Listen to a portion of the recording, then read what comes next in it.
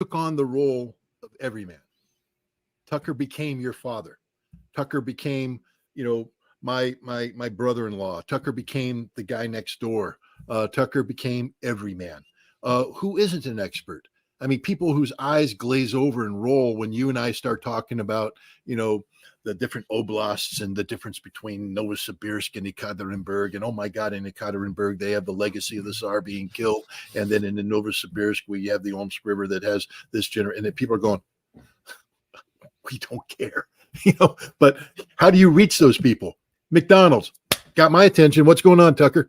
You been to McDonald's lately? Yep, Tucker, I've been to McDonald's. I went to the drive-thru this morning. What'd it cost you? A whole bunch of money, my hard-earned money. I work 40 plus hours a week. I make this money. I go to McDonald's. They've raised the price. I ain't buying the same burger today. Well, guess what, Mr. Burger Buyer? I just went to McDonald's. It's the same thing. And I bought 2 cheeseburgers. What did I pay? A fraction of what you pay. Son of a gun. You don't say that. How can them commies do that? Didn't we just, put sanctions on them? Shouldn't their economy be hurting?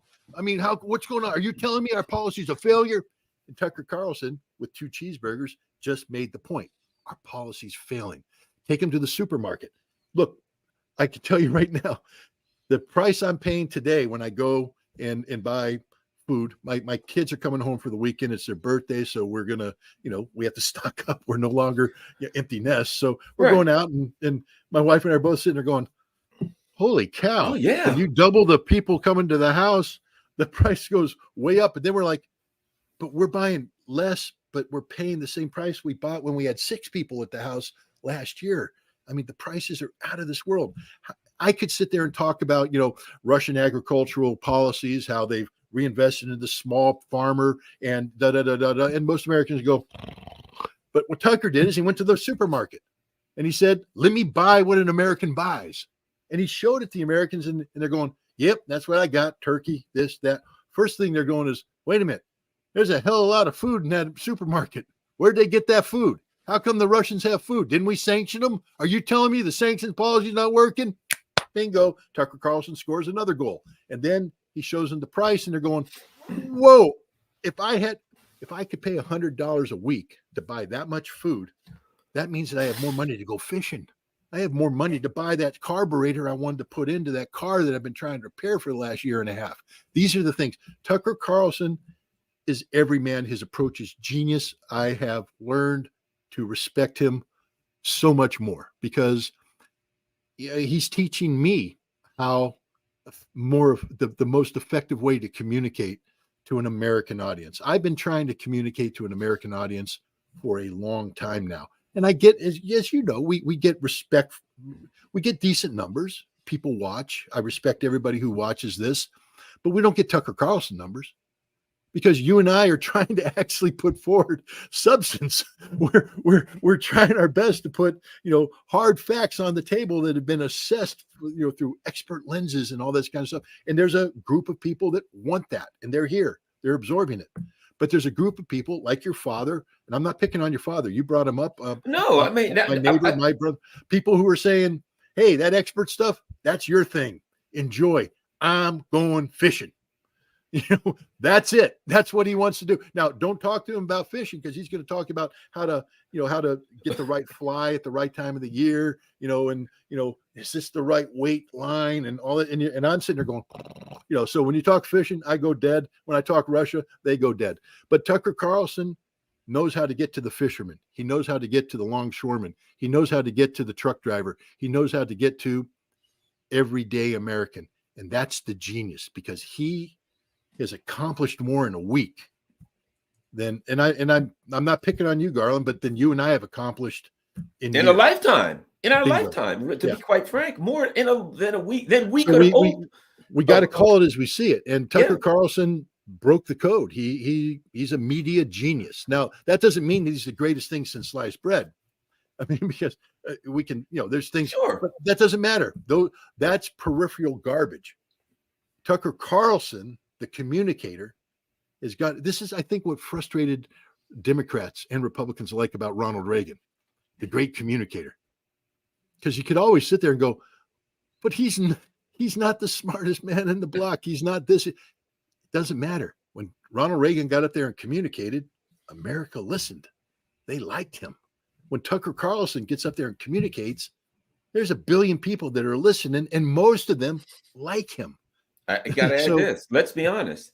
I've heard people who are not even in anything at all, care less about politics, say, well, one thing about Donald Trump, he's funny.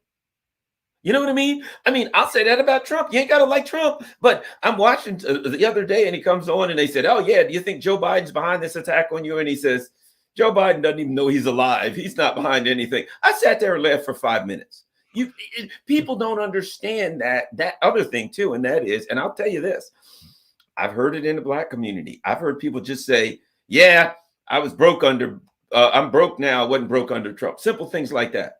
The regular old working class people, when it comes down to it, it always comes down to, I got 3 kids I got to feed, and it cost me X amount of dollars. I want to, and like you said, my outboard motors broke down and I need to buy a new power head for it, and it costs $1,400 and I can't get that. It's going to take me till next fishing season to buy it. I'm going to miss a whole summer because I can't afford to fix my outboard. I know a guy that told me that.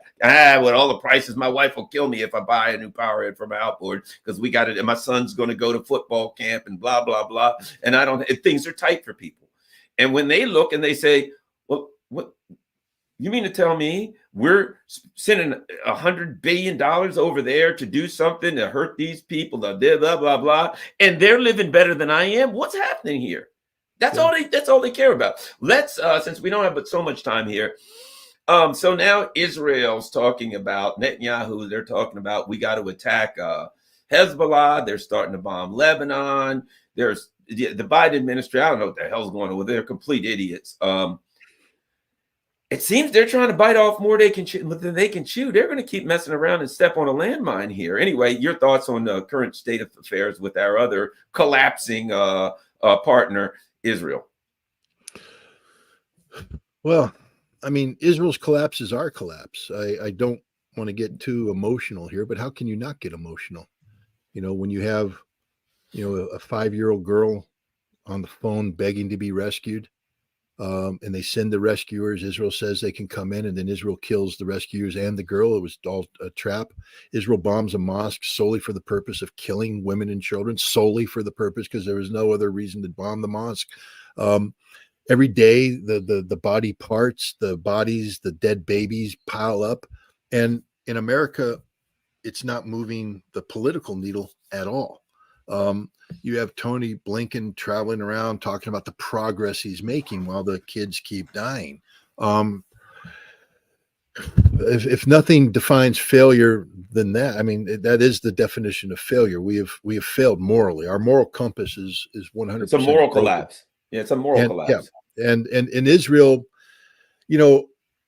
I mean, anybody who's been listening to me speak, there was a time when I was a supporter of Israel. I didn't mean I thought Israel was perfect, but I was like, they're in a tough situation. I didn't pay as much attention to the Palestinian question as I probably should have. I listened it through the Israeli perspective. And the Israelis that I talked to were pretty open about the complexity of Israeli politics and the fear they had about how the right would take advantage of the influx of Russian and Ukrainian refugees in the 1990s to tip the balance to their favor, and that you'd see Israel gravitate more to the right, and that the greatest threat to Israel's long-term security came from the right wing of the Israeli electorate. I mean, I was told that in 1998. And so I watched and watched. It wasn't, I mean, and look, I was around in 2014. I saw what happened when Israel went into Gaza. I was around in 2006. I saw what happened when Israel bombed West Beirut, bombed Lebanon. And but I glossed it over because I was looking at things from an Israeli perspective. October 7th shook me because I realized that, suddenly I went, it ain't what it seems to be. That there's the reason, because I said, why did Hamas do this? What was the reason for this attack? What was the purpose of this? It was a military attack. It wasn't the act of terrorism. That's the first thing that set me off. I'm listening to the Israelis and I'm going, I want to be on your side. I really want to be on your side here, but you're lying through your teeth. This wasn't what you're saying it is. And then why would you have to lie about this? What are you trying to hide? And apparently they're trying to hide everything, the reality of what they've done. And suddenly, for the first time, I focused on the Palestinian issue. And I started scraping. I'm going, hold, wait a minute. And I'm it was an enlightened moment. Israel has lost all credibility. It's a, it, I don't want to get you in trouble, so I got to watch what I say on the platform. But it's a disgusting nation, I'm populated 100%. by a disgusting people. There's no redemption there, because even the Israelis that that I used to say, well, no, but there's some good Israelis out there who believe that. If they are, you can count them on one hand, because I'm not seeing good Israelis. I'm seeing people justifying this. People outright saying it's good to kill. Hell, excuse me, my language going bad. I'm not a longshoreman today. I have to be careful. But the head of Mossad's the unit that does hostage recovery and things like that had a conversation with an Israeli journalist, Garland. They basically said that any child over the age of 4 has to be treated as an adult and terminated. That's it. No, that is pure. I mean, that is in fact pure fascism. It's pure genocide. It's exactly that. You know what it reminds me of, Scott? It reminds me of when these guys in Ukraine go marching along with Hitler tattoos all over them, holding a dog-eared copy of Mein Kampf, screaming Sieg Heil, and then the U.S. State Department goes, "Hey, there's no. What are you talking about? That's Russian propaganda. There's no Nazis there." And now, when the Israeli leadership says, "Yeah, kill all the kids with genocides. That's what we do. Yay, go genocide," and the U.S. says, "Oh no, that we see no evidence of genocide." They're screaming, "We're Nazis." They're screaming, "We want to commit genocide." The only people that are saying they don't want to do that are the people on Capitol Hill. Yeah, look, I've been interviewed by a number of Russian journalists. One of them, Vladimir Solovyov, and he's in the tradition of American talk show hosts. I mean, we see it here. Where you get things spun up, you say outrageous things because you want to generate a response and all that. But I've also met him in person, and he's a very knowledgeable, very rational, very intelligent man who actually spent a lot of time in the United States, and he knows America very well. So he's playing a media game when he gets on TV. And he had some shows where some things were said that were, stretching the boundaries. How do we respond? Sanction that son of a gun. Sanction him because he dare give a platform to somebody who dare says things that, we find to be morally reprehensible. Okay, that's our standard. This Mossad guy who is still active, he said basically we need to kill every child over the age of 5 and over. They're treated as adults. We kill them. They're all Hamas. He will meet tomorrow with his CIA counterpart, with his State Department counterpart. Why are we meeting with this guy? This guy literally articulated the murder of children, the murder of innocents. He is a literal war criminal. And yet we're going to meet with him tomorrow as if it didn't happen. We're going to sit down across from him and they're going to say, all right, now, how do we, we're going to meet with the Qataris next week. We need to do this. America's broke. Israel has broken us. I mean, because we are so we are so programmed not to be critical of Israel, to support. Come on, people.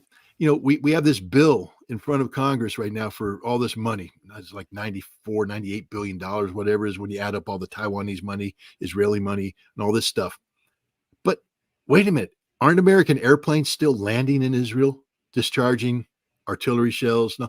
Where's that coming from? Israel's so special that we don't need congressional permission to continue to support them. And we are flowing military equipment in today without congressional authority. Now, one would like to say, well, isn't that a violation of the Constitution? Well, it could be if Congress really gave another term I can't use. But the point is, Congress doesn't, because Congress is bought and paid for by Israel. Israel is bragging AIPAC, and I keep, people, well, AIPAC isn't Israel. Yes, it is. Yes, it is Israel. And they're putting $100 million of Israeli money on the table to buy an election in 2024, and they're not hiding it. Now, I imagine, Garland, if you and I went out and we met with the Russian ambassador and Russian businessmen and all that, and we came up and we said, we're putting $100 million on the table to buy members of Congress who support Russian policy. Now, you and I might believe that's the right thing to do, but most Americans would go, that ain't how this works, pal. Arrest you guys, kick them out. Nobody interferes with our election. And that's the right approach. Nobody interferes with the American election. Israel buys the American election. They bought everybody. They bought Biden. They bought everybody in the Senate. They bought everybody in the House. And if you don't support that money that was supposed to go to help you get reelected, they'll use to primary you. Not because they know that the opponent's going to be different, but they said, support us or die. That's your alternative. Support us or we primary you and you don't get reelected. This is why nothing changes. Nobody can step up right now and do the right thing, which is to condemn Israel with every ounce of our being. Because what Israel is doing is destroying our credibility, not just as a nation, but as a people. Because if you're going to call yourself an American, then you are defined by what your country does, whether you like it or not. There's a lot of people out there. I don't support this. You can't paint me. I just painted you, do. Boom, boom. You are a genocide supporter if you're an American citizen. I protest every day. Doesn't matter. Your government's doing this stuff. Whatever you're doing is not enough. You can't just protest. You have to change the system. And if you're not changing the system, then you're facilitating this mass murder. America's in deep trouble right now because our policy has failed across the board. Thomas Friedman wrote an op-ed last week where he talked about a new Biden doctrine. There's a new Biden doctrine, and it's going to change the world. It's new. It's revolutionary. Well, what is the Biden doctrine? 3 things. 1, stand up to Iran. I thought we were doing that already, Tom. We've been standing up to Iran for a long time now. What the hell does that even mean? Yeah. Well, he doesn't know what it means. You know what I mean? Bombing them. Well, we're bombing them. Opposing their nuclear program. Well, we do that already. Sanction them. Been there, done that, got the t-shirt, Tom. How's this a new policy? Well, wait a minute. Let me get to stage 2. Stage 2 is support a Palestinian state. You know, Tom, you do know that when Biden came into office, the first thing he said about Israel is that we support a Palestinian state and we're going to work with Israel to make this happen. But then they did the exact opposite. They worked to normalize relations and all that kind of stuff. We've been given, hot air to this for a long time. But not just any Palestinian state.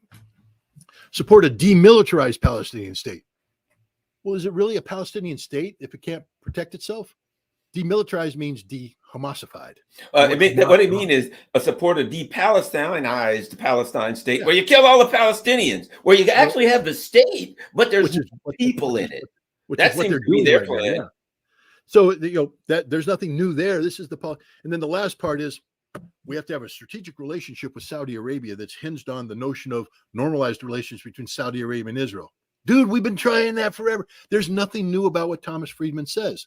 But the point is they're repackaging this as if it's something new, and it's failing because it's premised upon failed policies. There's nothing new in this approach. And so we are headed towards a disaster. In one of the things that he talks about in his op-ed is we have to, what's called the double bluff. We have to call the double bluff. We have to call Iran's bluff. Because what he says is Iran's been using proxy forces, this axis of resistance, to weaken us while Iran sits back and does nothing. And therefore, it's our job to, make Iran pay a price. Well, that ain't going to work, buddy. First of all, these proxies that you talk about are sort of capable of kicking our butts on their own. They don't need Iran's support. Case example A, the Houthi. B, Hamas. They're sort of they're surviving, which they're not supposed to do. And now if Hezbollah comes in, they're going to thump you too. So it's a fail policy. But the other bluff is to call Benjamin Netanyahu's bluff. Well, I don't know. It seems like the president's been trying to do that. We keep hearing about how he's having this tough conversation in private. But Benjamin Netanyahu is ignoring him, doubling down. Again, I get emotional here, but what's going on in Rafah is just, my God, it's as if, it's as if we were sitting here watching Auschwitz and watching the trains bring the Jews in, and watching the Jews come off and watching the selection, watching them go into the gas chamber, watching the bodies come out, the bodies shoveled in the crematorium. And we're sitting there going, no, they're not, they're not gassing them. No, it's not happening. No. They're giving them full employment. They're being inoculated with vaccines to make their life well. No, it's genocide happening right in front of your eyes. Genocide happening right in front of our eyes. The Israelis right now, as we speak, are bombing Rafah, killing little children. And we're not doing a damn thing about it. America, this defines you. This is who you are. What are you doing about it? Never mind. I just get very frustrated by this. I'm with you, man. I'm with you. I'm with you. And they're clapping. Well, you know what? Going to be interesting. This is going to be a very interesting electoral year. Comment. I'm not supposed to read your comments, but one of your guys said, "Yeah, but Taylor Swift." Yeah, exactly.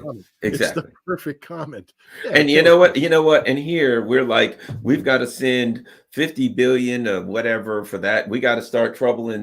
Taiwan. They got to have blah blah blah. They got to have weapons. They got all this money we got to spend, right? And this country, like. Yesterday, my office is in DC, and yesterday they were like, "Hey, Garland, be careful because there's like a horrible crime wave in DC, and people are getting robbed." And I'm like, "Oh God, well, good thing I only like catch the subway into my office and go home." And they're like, "Yeah, be careful." 3 cops shot yesterday morning. I mean, it's just literally 3 police officers were shot. It's just an absolute crime wave, right? Then we have a Super Bowl. People are like they always do. They got their jerseys. They're walking down the street, and somebody comes out and starts spraying, rounds all over the place, hitting 22 people. People, either you're stepping over homeless people, you're running from a robbery, you're at a friggin' Super Bowl parade, and rounds are flying. America ain't the safest place in the world. And most people are saying perhaps they could spend a couple pennies to do something to try to stabilize this country. And they're like, we ain't interested. We got the Ukraine, blah, blah, they're creating chaos everywhere, and they can't even see that this place falls apart. You get to the point where people won't go to Disney World, where they won't go to games, where they won't go to anything because people are getting horrified by these mass shootings. They'll do nothing about anything. And that's where we are. Oh, I know you're just about out of time, Scott. Have you got one final word? No, I again, let's circle back to where we started, the genius of Tucker Carlson, because by doing what he's doing, showing, Moscow, we have to admit he's not showing Russia. I will tell you, I've been to Russia, right, and it's mirrored. So the idea that, Moscow is nice. They get a lot of money. There's 13 million people there, and it's clean and everything. And when you get outside of Moscow, and you get into the factory city, what the hell do you think a factory city looks like? Okay, it's a factory city, but it's nice. They have nice restaurants. They have supermarkets full of food. They, flushing toilets, believe it or not. Russia's a nice place to live, And I never once, anytime that I was in Russia, felt in danger from the citizens of Russia. I could have stopped. And again, is there drug use in Russia? Sure there is. I'm sure there is. Sure. Is there crime in Russia? They have prisons. They're full of people who commit horrible crimes. Sure there is. But the criminals aren't walking free. They're arrested, tried, put in jail. Could I find trouble in Russia if I wanted to? Absolutely. I could probably go out and find a gang. I could find drugs. I could get beat up and mugged and shot if I wanted to do that. But that's hidden in the shadows of society, the way it used to be hidden in America. You had to go look for trouble in America to find it. But now in Russia, if I'm in the park, I'll give you just an example of the mindset in Russia. I was in Novosibirsk in the end of April, early May. And I thought that one of the things I said is, while I'm in Russia, I'm going to be physically fit. Well, no, that went down the tube because I was working very hard. But I got up in the morning, I went to the hotel gym, I worked out. Then I went out to go for a jog. It was like, minus 10 Celsius, which is cold in America. I don't know what it is, but in snowflakes are going. So I'm running around and I go out to the opera and I look at the statues and I'm sitting there admiring. And suddenly elderly lady comes up and she's all dressed warm, and she's one of the ladies that cleans things, because Russia is a clean place. And it's a clean place because they have an army of people that go out and sweep things up and pick things up and clean it up. And she comes up and she starts berating the hell out of me, yelling at me about what I was wearing. How dare, because I was in shorts and a t-shirt, freezing to death. But she's like, you got to go back to the hotel. You have to get dressed properly. You can't, because she cared. She cared. They care. The Russians care about you. They're a caring people. In America, again, I mean, I can't say I'm ashamed of this because I've been living here for a while, but coming home after I drop my wife off at work, there's the place where the guy has the sign, I am a veteran, homeless veteran and all that. And if I have money in my wallet, I tend to stop and give it to him. Now, I know I'm feeding a heroin addiction. I know I'm feeding drug, alcohol and all that, but I can't go by and not support a homeless veteran, except that maybe a week or so ago, I went there, and you're a former cop. I'm a former intelligence officer. You understand where you're being cased. You can pick it up. So the guy's there with the sign, but as I'm rolling down my window, other people are approaching my car. And I'm like, that ain't right. What's going on here? Right. Yep. This something is wrong here. And the guy was looking, he had that look like, something's about to go down. So I put my window up and I ran a red light. I got the hell out of there. I just boom, gone. Because maybe I'm wrong. Maybe I was paranoid, whatever. Right. I don't stop for that guy anymore. I don't stop for any of them there anymore. I've learned how to ignore this problem. I've become immune. When I first moved to Albany, if I went down Clinton Street and I saw the houses boarded up because it's a poor part of town, my kids would be in the car and they were little back then. And Daddy, why is this happening to them? Why, when we go down our street in Delmar, houses aren't boarded up? And I said, well, because white people live where we live, and this is a black part of town, and they just don't care. But Daddy, we have to care about all humans, don't we? Yes, you just shamed me. My daughter shamed me by pointing out the fact that I was driving down Clinton Avenue and I wasn't losing it because people were suffering. In America, we've become immune to these problems. We see the homeless and we just keep going. We see the people that have addiction problems and we just keep going. We see crumbling neighborhoods and we just keep going. We've become hardened to this. We come back to our little suburban reality where everything's good, but it's not good because the guy next door can't pay his bills. He's going to lose his house. We've had neighbors on our street suddenly disappear because they couldn't make the payment anymore, and they're done. They're finished. Did we call them up and say, hey, what can we do to help? Do you need help? We understand you're in trouble. Nope. Didn't do that because you can't. First of all, we don't have the wherewithal to help. Right. But on the other hand, because you'd have to help everybody. Is it my job as a citizen, an individual, to save society? Well, yes, the answer is yes. I have to be that old lady that approaches the idiot wearing the t-shirt and shorts, tell him to get inside and get dressed properly because it's the wrong thing to do. Russia is not a bad place. And I think Tucker Carlson is radicalizing America about this. And I want to thank Tucker Carlson for the work he's doing. And in the process, confronting me with the fact that I should become more radicalized about what's going on here in America, that there's things we need to be doing. Maybe I need to start looking out. How do we help the homeless? What can I do to help that? Are there people out there that I can go to and we can try and solve this? Because government's not doing it, Garland. Government has failed us. Government has failed us, has failed our society. And if we continue to rely on government to fix these problems, they're just going to get worse. Anyways, that's the final thought I had. Everybody go to Scott Ritter. I know you got to run, Scott. So go to scottritterextra.com and you can find out what Scott's doing. And when you go to scottritterextra.com, there are ways that you can support Scott. Look on there, look for your donate buttons, look for your ways to become a regular contributor. And